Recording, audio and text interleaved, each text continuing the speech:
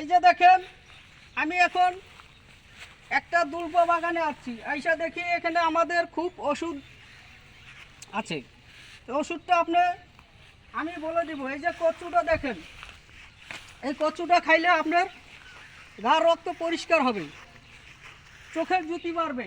এই যে দেখেন হারা পাতা, এই যে দেখেন দুলপা, এইটা আপনি সেচে রস খাবেন।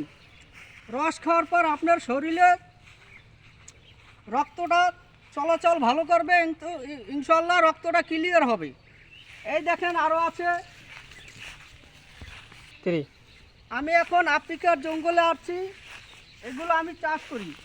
এই দেখেন ভাইট পাতা, রায়েট পাতা, আম পাতা, মেহেন্দি পাতা, জাম পাতা, কাঁঠাল পাতা, লেচু পাতা, পেঁপে পাতা,